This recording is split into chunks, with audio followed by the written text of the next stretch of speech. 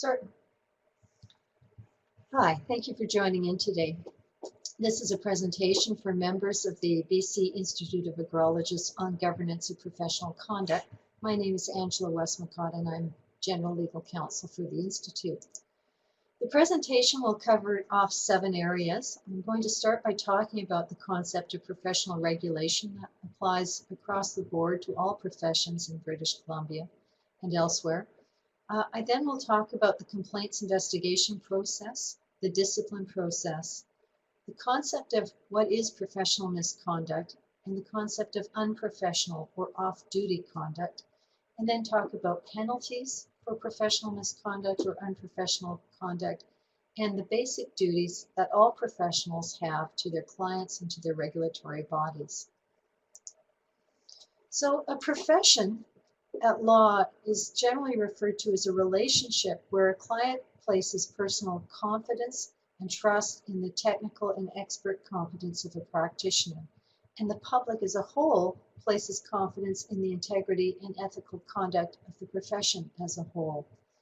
The basis of self-regulation is the recognition that members of a profession are best situated and equipped because of their specialized knowledge and expertise to establish and to maintain standards of competence and conduct for themselves and their peers.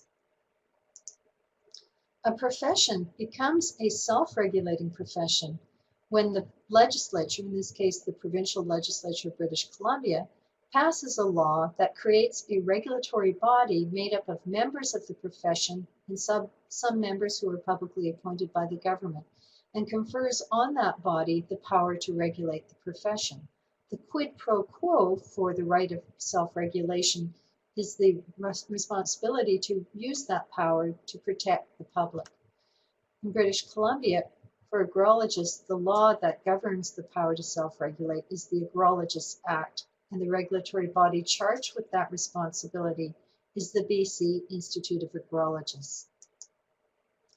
As I said, the power to self-regulate is considered to be a privilege. Statutes creating self-governing professions and the courts have confirmed that this power must be exercised in the public interest, not to advance the members of the profession. It's solely to ensure the protection and well-being of the public. That's codified in the Agrologists Act in Section 3(2)(a), which states that the purpose of the Institute of Agrologists is in part to uphold and protect the public interest by preserving and protecting the scientific methods and principles that are the foundation of the agricultural and natural sciences, and upholding the principles of stewardship that are the foundation of agrology, and ensuring the integrity, objectivity, and expertise of its members.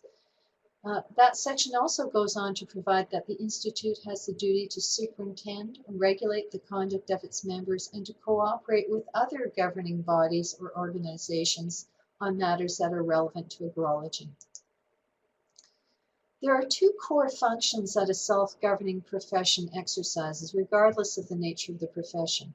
The 2 core functions are oversight over licensure, who gets to practice and become a member of the profession, and oversight over the conduct of professionals once they're admitted into the profession through the investigation and discipline process. In terms of oversight over licensure, the BC Institute of Agrologists exercises the power to control entry into the profession in 2 ways. First, it establishes criteria that are required to obtain membership in the Institute. So there are educational requirements, competency standards, requirements to demonstrate good character, of course fees and admissions. These are all detailed in the Institute's bylaws. The second method under the Agrologists Act are provisions that enjoin unauthorized individuals from practicing the profession of agrology unless they are members in good standing of the Institute. So Section 17 prohibits the unauthorized practice of agrology as well as the unauthorized use of title of agrologist unless an individual is a member in good standing of the Institute. And if there are people who are out there practicing agrology who have no right to be doing so or no right to call themselves agrologists, it should be brought to the attention of the Institute that can then take action by going to court to seek an injunction to prevent them from continuing to practice. In terms of oversight over conduct and competence, the Institute regulates conduct and competence by establishing and maintaining rules and standards of conduct and competence and ethics. Section 18 of the Agrologists Act authorizes the Institute to create standards of ethical and professional competency, including a code of ethics. And your code of ethics is, of course, contained in Schedule C of your college bylaws. The standards of practice and the ethics are enforced through the Institute's complaints and discipline processes. In recent years, the concept of self-regulation has come under increasing scrutiny and criticism. There are many in the public and academics who believe that self-governing professions are ineffective, that they prefer the interests of their own members of the profession to the detriment of the public interest. For example, in the health professions particularly, self-regulating bodies have been heavily criticized for imposing onerous licensing requirements on foreign-trained professionals, which is perceived by many to be keeping the doors closed on outsiders. Other concerns about self-regulating professions include concerns that self-governing bodies often provide ineffective responses to complaints by clients and consumers and provide weak sanctions in response to legitimate complaints. Governments are responding to these concerns by introducing either independent oversight for many professions or abolishing self-regulation altogether in British Columbia. For example, in British Columbia, the complaints processes and registration decisions made by BC's 26 health professions, medicine, dentistry, nursing, occupational therapy, physical therapy, and so on, are now subject to oversight by an independent tribunal called the Health Professions Review Board. So if the college's inquiry committee takes no further action on a complaint, the complainant can then seek review by the Health Professions Review Board, which is composed of people who cannot be health professionals, and they determine whether a reasonable decision was made or not. So that's a significant erosion of the right to self-govern for all of the health professions, that they're now under the scrutiny of this independent body in relation to most inquiry committee decisions and registration committee decisions. In 2011, the teachers in this province lost the power to self-regulate altogether. And background on that decision can be found on the report completed by Don Avison on the former BC College of Teachers, which is available on the website. But essentially, the government was concerned that the members of the College of Teachers were not addressing to complaints about teachers' conduct appropriately and were taking more of a protectionist stance for teachers rather than focusing on protecting the public. Now they're regulated by the teacher regulation branch in government.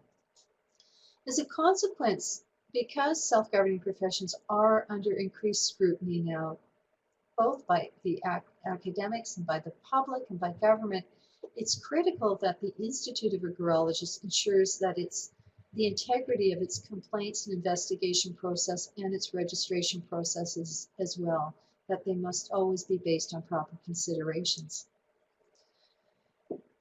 The professional regulation statutes all require self-governing bodies to establish a complaints and investigation process and also a discipline process.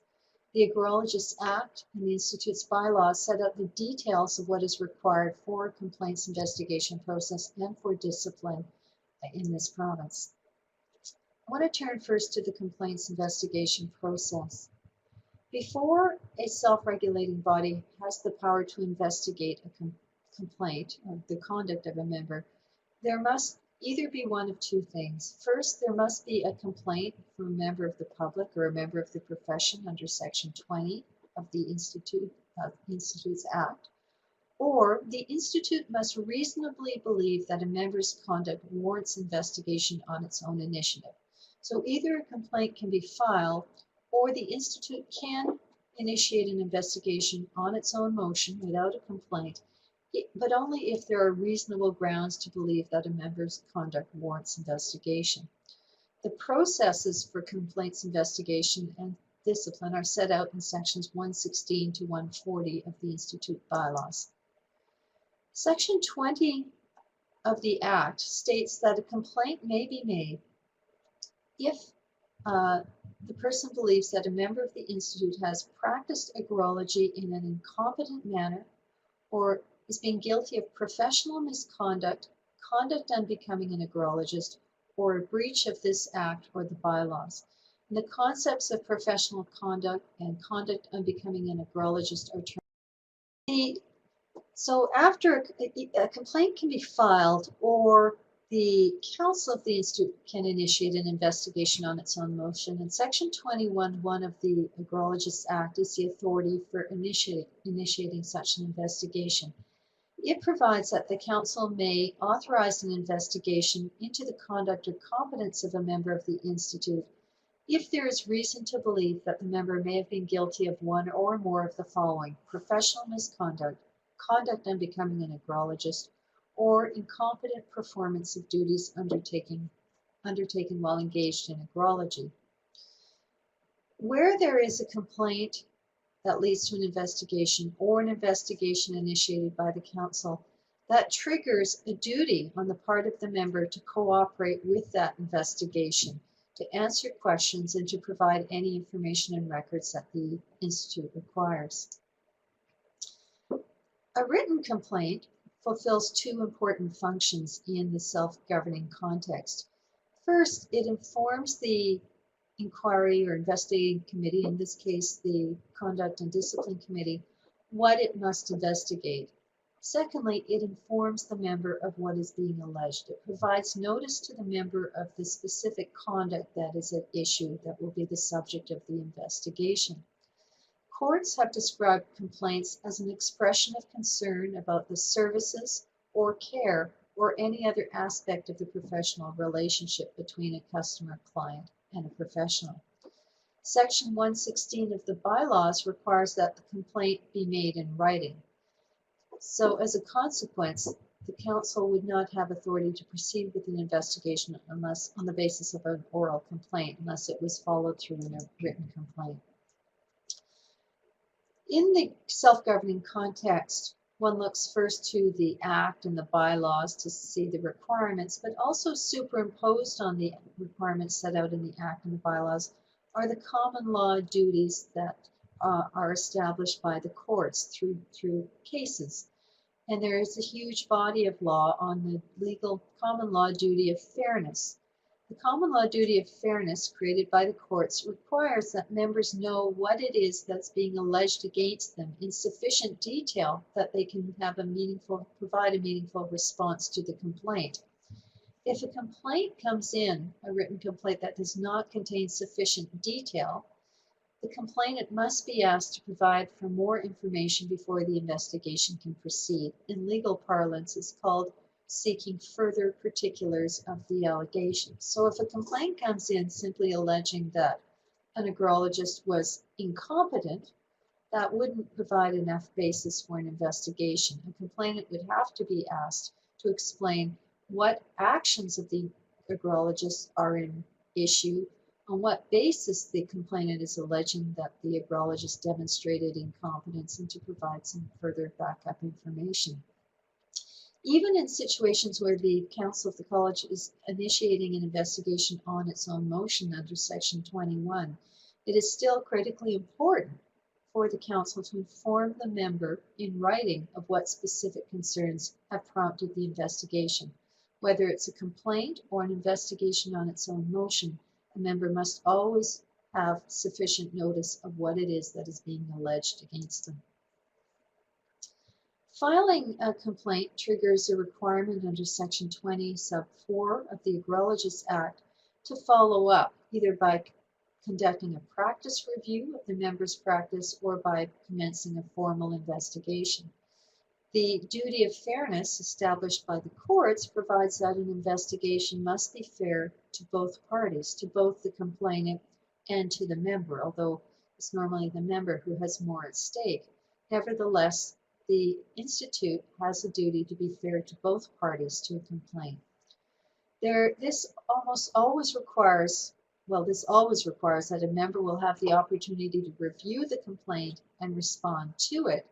and that the complainant will generally have an opportunity to review the response from the member and to reply to it. So if you are the subject of the complaint, be aware that the process is transparent. Be aware that your response to the complaint will be shared with the complainant. And any further information that the complainant provides to the Institute will be shared with you as well. Sections 20 and 21 of the Agrologists Act and Sections 114 to 124 of the Institute Bylaws and the legal principles of procedural fairness govern the complaint investigation process. But now I just want to highlight some of the key features of that process. First, the registrar, Bob Moody, will receive complaints and he ensures that the member has an opportunity to respond to the complaint. The registrar may also appoint a mediator, but only if the parties agree. So the bylaws contemplate that the registrar may offer mediation for a complaint, but it is an entirely voluntary process. If one or both of the parties to the complaint do not wish to pursue mediation, then it cannot go any further. The Conduct and Discipline Committee will authorize an investigation.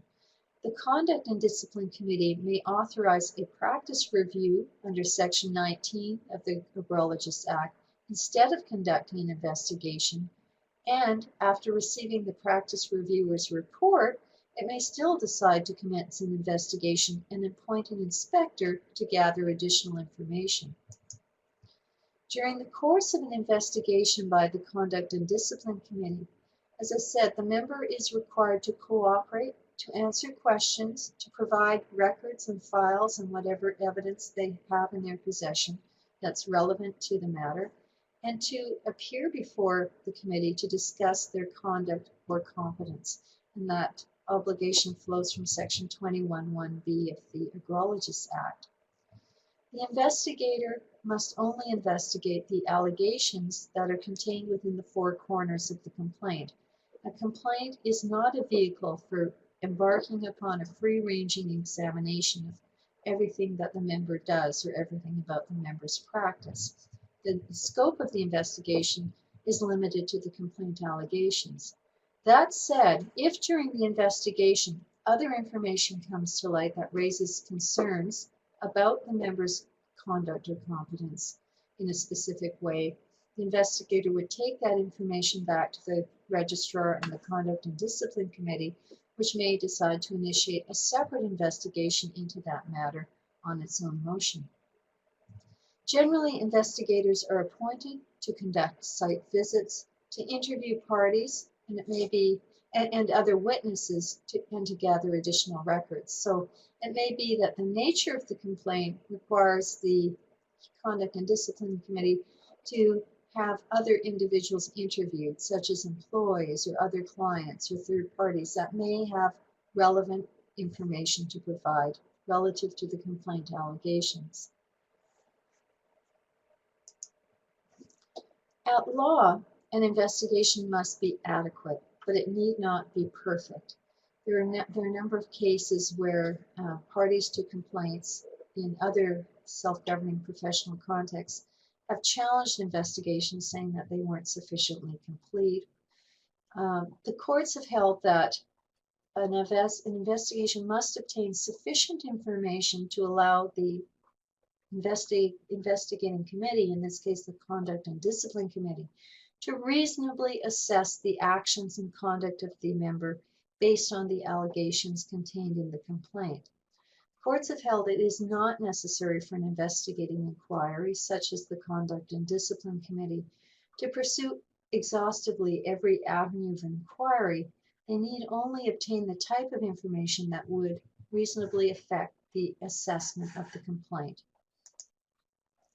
In terms of looking at the reasonableness of an investigation, courts are governed by the following factors. They'll look at the nature of the complaint, the seriousness of the harm alleged, the complexity of the issues, the availability of evidence, and the resources that are available to the regulatory body. Suffice it to say that where the complaint involves very serious conduct, such as gross incompetence resulting in the death of a party, the courts will expect an investigation to be extremely thorough and extremely diligent.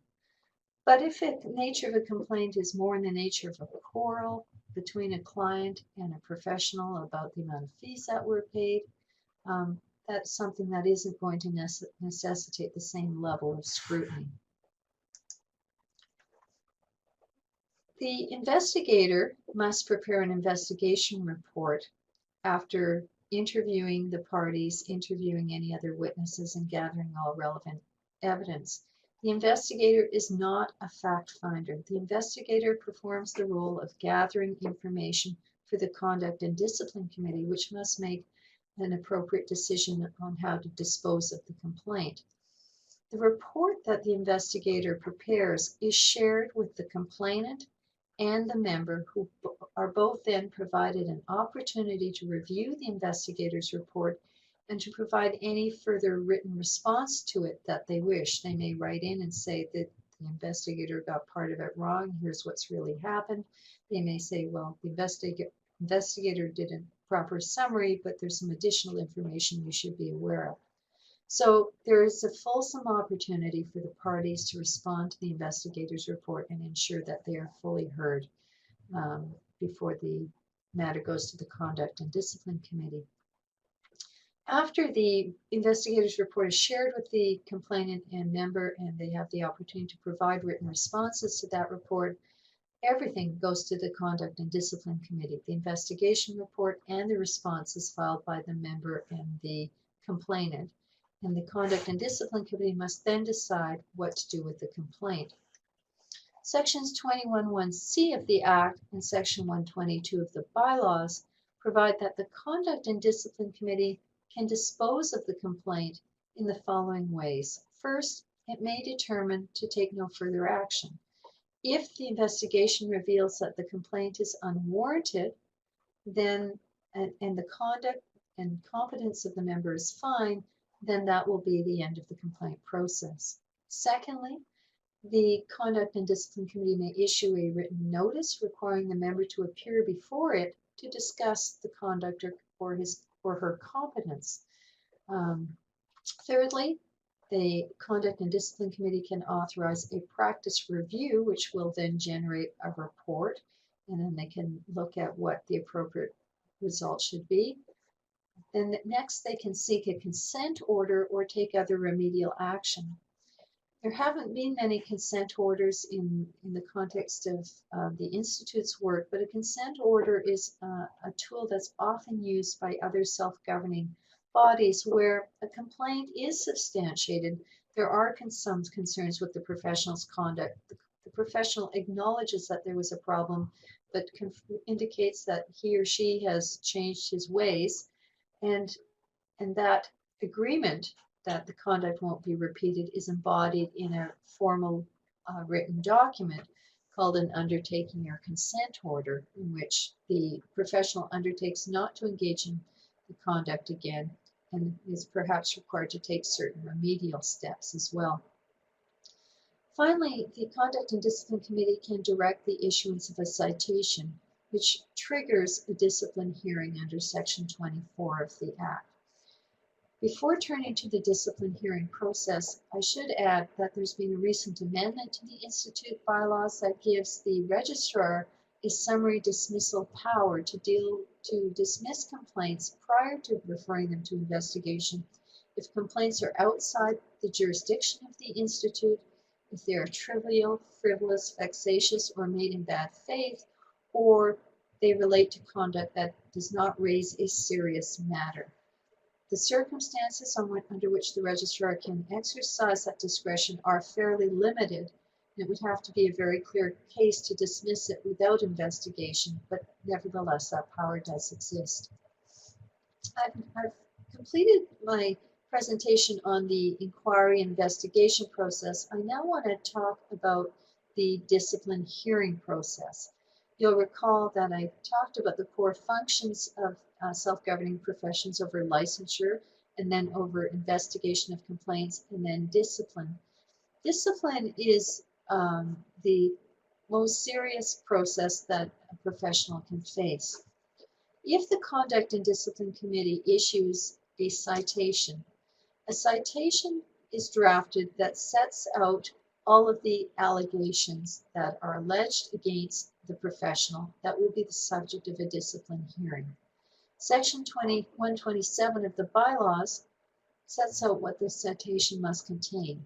It must identify the member's name, a description of the matter that is the subject of the hearing, the date, place, and time of hearing, and the fact that a hearing may proceed if the member does not appear. A description of the matter that is the subject of the hearing sets out the particulars of the allegation. What precise conduct is being alleged against the member? The last provision, that the hearing may proceed if the member does not appear, reflects that the college has to serve the citation on the member. Once they can prove service of that citation on the member may choose not to appear in the hearing, but as long as the college or institute can show service, the discipline hearing can proceed in their absence. The institute has to provide full disclosure prior to the hearing. They must provide the member who is the subject of the citation with all of the relevant evidence that the institute has, whether or not that evidence is favorable to the member, at least 14 days prior to the commencement of the discipline hearing. The bylaws provide for 14 days, but generally more notice than that would be provided. The Conduct and Discipline Committee, which investigates complaints or conducts investigations on their own motion, does not participate in the discipline hearing process. That is the responsibility of a separate committee called the Discipline Hearing Committee. So members of the Conduct and Discipline Committee who are responsible for investigating complaints cannot be members of the Discipline Hearing Committee. Discipline Hearing Committee members would have no background in a complaint that's been investigated beyond seeing what's set out in the citation. A discipline hearing is a formal hearing process that's normally conducted by a panel of members of the Discipline Hearing Committee, usually 3, usually an odd number in case not all the members agree on what should happen. The discipline hearing is a formal process, much like a trial in civil courts. So for those of you who act routinely as expert witnesses in civil litigation, you'll have some familiarity with that process. The institute in a discipline hearing would have the burden of proof. They must call witnesses to give evidence to prove the alleged conduct. Those witnesses are then subject to cross-examination by the member who is the subject of the citation or by the member's lawyer. And the member is then free to give evidence and call witnesses to give evidence, and the member and his or her witnesses are also subject to cross-examination by the institute's lawyer. The laws of evidence apply, although not as strictly as they do in a judicial proceeding. So normally in administrative tribunals, the laws of evidence do not apply. They have some application in a discipline process because the stakes are so high for professionals, but they are not applied as rigidly as they are in a civil court proceeding. Discipline hearings are open to the public, although the Discipline Hearing Committee does have some limited discretion to conduct in-camera hearings, either in whole or in part, but it must be an appropriate basis to do so. Courts expect these processes to be transparent in much the same way that court processes are completely open to the public. At the discipline hearing, the institute is a party to the hearing, not the Conduct and Discipline Committee, but rather the institute. And the institute prosecutes the citation. They must prove the allegations against the member on a civil standard of proof, namely on balance of probabilities. That is 51%. They must prove that it is more likely than not that the allegations are true. During the hearing, members are afforded all of the procedural safeguards that they would have in other judicial proceedings. They have the right to legal representation at their cost. They have the right to cross-examine all of the institute's witnesses. They have the right to present evidence and to make submissions on the evidence and the law of probabilities. It must then reconvene, and conduct a penalty hearing. So discipline hearings are always bifurcated. The first hearing always deals with liability. Did the member engage in misconduct or incompetence? If so, then the hearing reconvenes to proceed with a penalty hearing. Sections 24(4) to 7 of the Act set up the range of penalties that a discipline hearing committee may impose. They include a formal reprimand, which is a statement that admonishing the member for engaging in misconduct, a fine which cannot exceed $10,000, conditions on registration. So, for example, the discipline hearing committee may say that the member must practice under the supervision of another registrant for a period of time, or must provide regular reports to the Conduct and Discipline Committee, or perhaps it would involve cooperating with random spot audits of their records. The Discipline Hearing Committee may also suspend a member's practice for more serious conduct, and suspensions can range anywhere from weeks to months to years, depending on the severity of the conduct in question. They may also, in the most serious cases, rescind membership and identify how long it is before a member can reapply for membership with the Institute. And the Discipline Hearing Committee also has authority to require other remedial actions, for example, requiring a member to take some ethical courses or educational courses, or to undertake other activities. When deciding on an appropriate penalty, courts have held that discipline panels must consider the following factors: specific deterrence of the member, general deterrence of other members of the profession, rehabilitation of the member, punishment of the member, denunciation of the conduct, the need to maintain public confidence in the integrity of the profession and the ability of the profession to regulate the member, and ensuring that the penalty is not disparate with penalties imposed in other cases. So these are the principles that apply to penalty hearings for all professionals.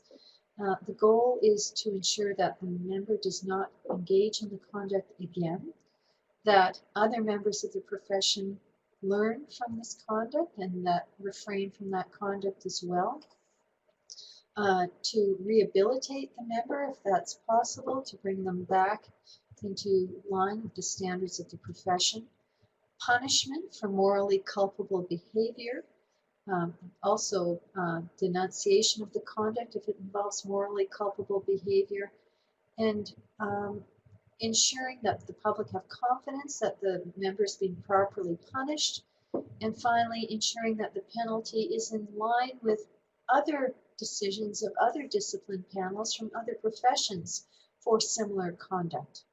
So it's all about proportionality of response to ensure that the member is treated fairly, but also that the serious conduct is dealt with as such and that an appropriate penalty flows from that. I want to move from the discipline hearing process now to talk about the concept of professional misconduct.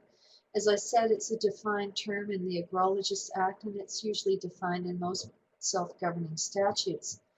Professional conduct means unacceptable conduct within the scope of a professional's practice. It's not what they're doing off duty. It's not something that's unrelated to agrology. It's conduct that fails to meet proper standards that occurs while the professional is engaged in the practice of agrology. The Act defines professional misconduct as misconduct of a member of the Institute relating to the performance of duties undertaken while engaged in agrology, and includes a breach of the bylaws. The standard for assessing what constitutes professional misconduct is whether the member's conduct in the pursuit of his or her profession would be reasonably regarded as improper by other competent and reputable members of that profession. So it really incorporates a standard of peer review by reasonably ethical and competent members of the profession. You're not held to a standard of perfection, it's reasonable competence and conduct.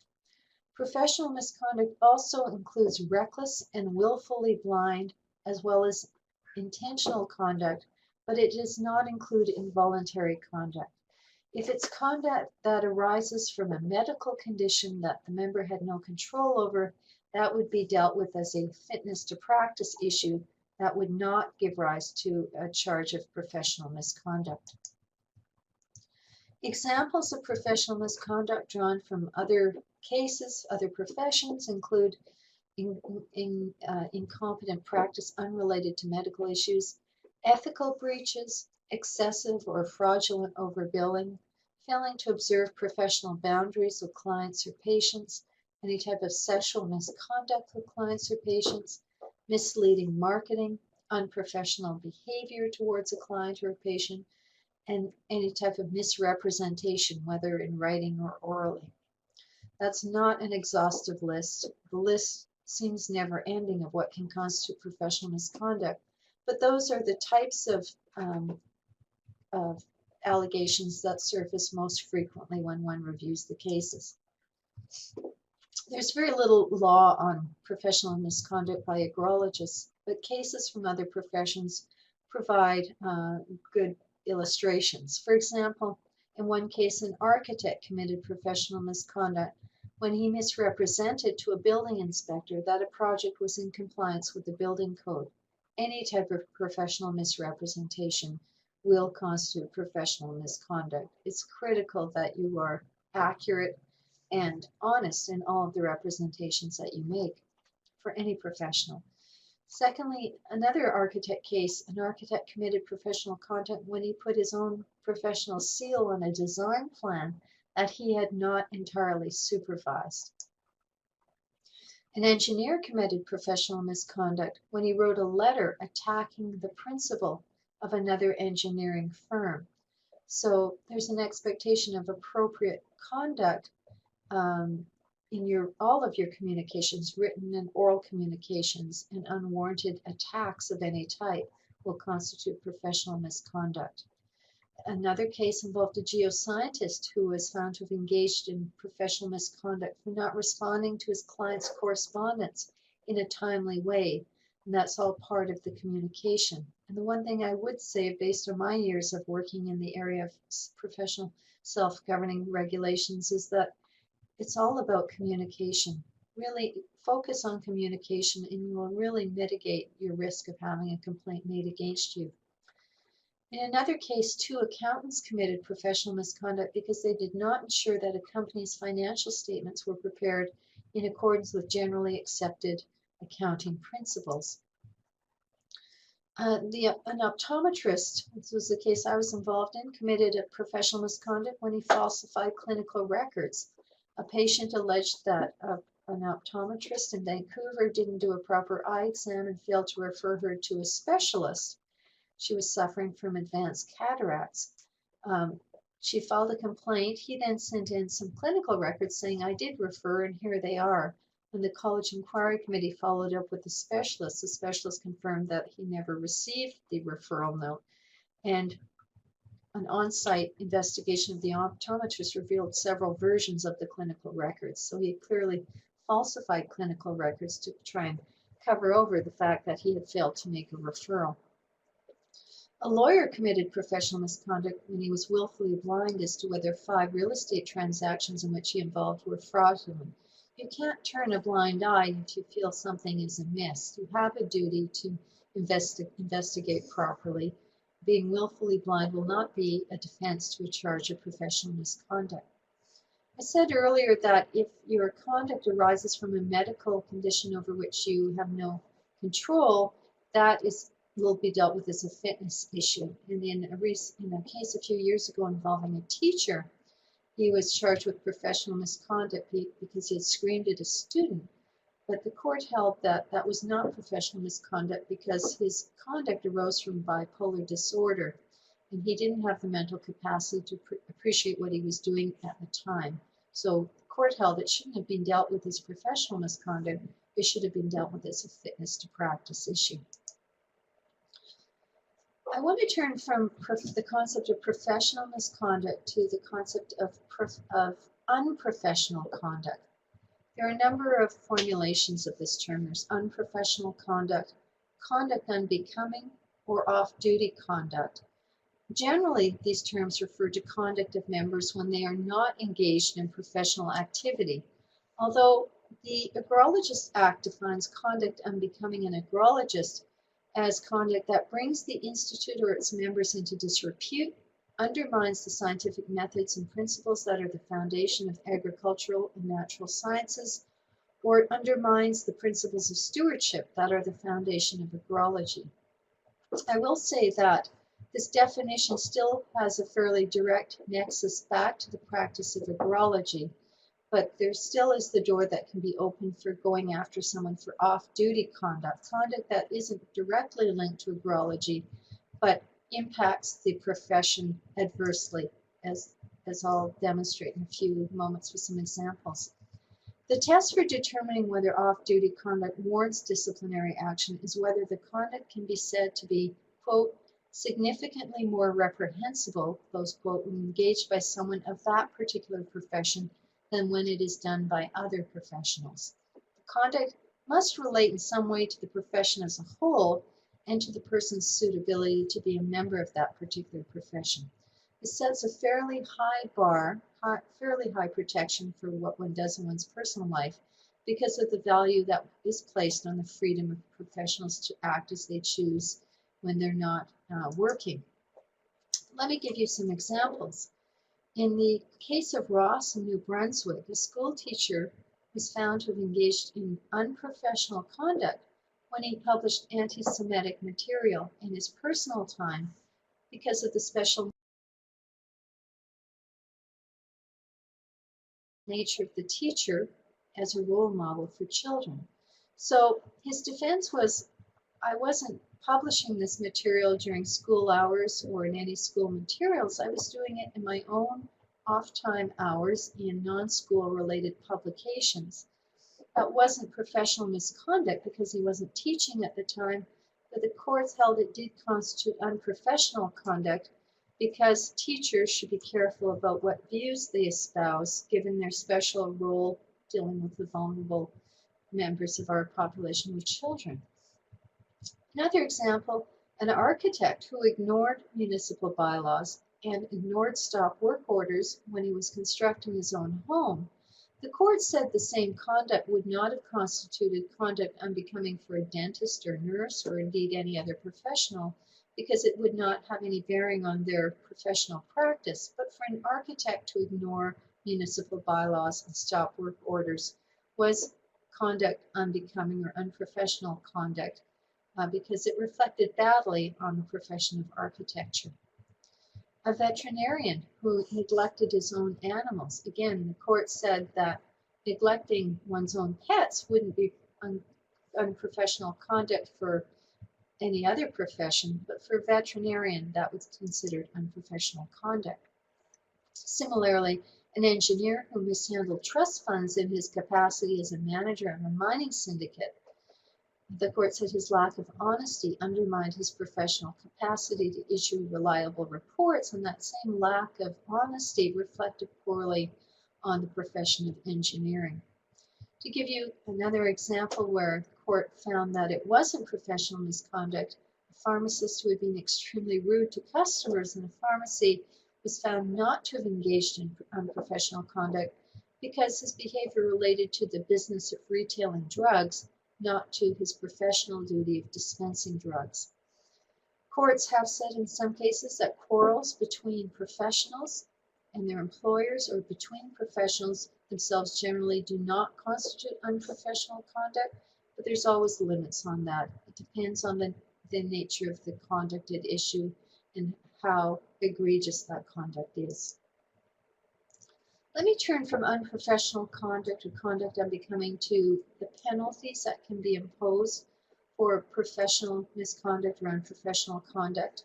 As I said earlier, a discipline panel may impose a number of penalties under Section 24 of the Agrologist Act at the conclusion of a discipline hearing. We've talked about a reprimand, a penalty that can't exceed $10,000, conditions on registration, suspension, rescinding registration as a member, and requiring a member to complete remedial programs. There's also an emerging area in professional self-regulation called ungovernability.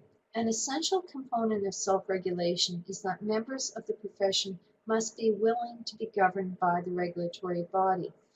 An ungovernable member describes a person who is either unwilling or unable to be governed by the regulatory body. A finding of ungovernability by a regulatory body will result in the member losing his or her privilege to practice the profession. The test for ungovernability is set out in the Law Society of Upper Canada and Schiffman. The court, and this is a test that's applied by other discipline panels of other professions as well. The panel will look at, is the nature, duration, and repetitive character of the member's present or past misconduct sufficiently serious that it suggests an unwillingness or inability to be governed by the regulator, in this case the Law Society, notwithstanding progressively increased penalties for repeated incidents of misconduct. So looking at ungovernability, it's not something that'll be raised the first time a person is going through a discipline hearing. But if they have a long discipline history, they've been through other received disciplinary sanctions and other complaints, and their conduct is escalating and they're not changing their ways, then the issue of ungovernability comes onto this stage. So going back to the test, in light of all the circumstances, is revocation of their membership appropriate? And this involves a balancing of the nature of the misconduct at issue and the disciplinary history of the member against any mitigating factors in the member's favor, including any character evidence. Has the member shown remorse, recognition, and understanding of the seriousness of their misconduct?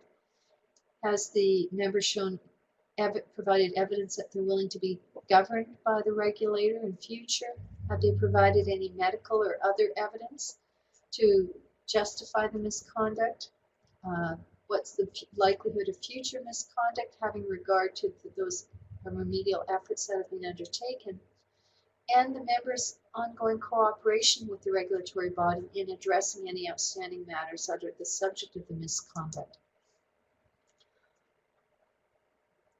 Just before going on to the duties of professionals, I will say that the College of Optometrists recently dealt with the case of ungovernability. That same optometrist who provided falsified records, you can go on the College of Optometrists website and look at the case of Mackenzie, and that was an individual who was ultimately suspended from registration. He persisted in practicing without registration. The college went and got an injunction to stop him. And even after the injunction, he continued to practice and then went through contempt proceeding. And the college took him through another discipline hearing, which found that he was ungovernable, and he now cannot practice optometry again. Turning to the final section of this presentation, I just want to talk about the duties of professionals. It applies, of course, to agrologists, but these duties apply to all professionals, all of us who are engaged in providing professional services to the public.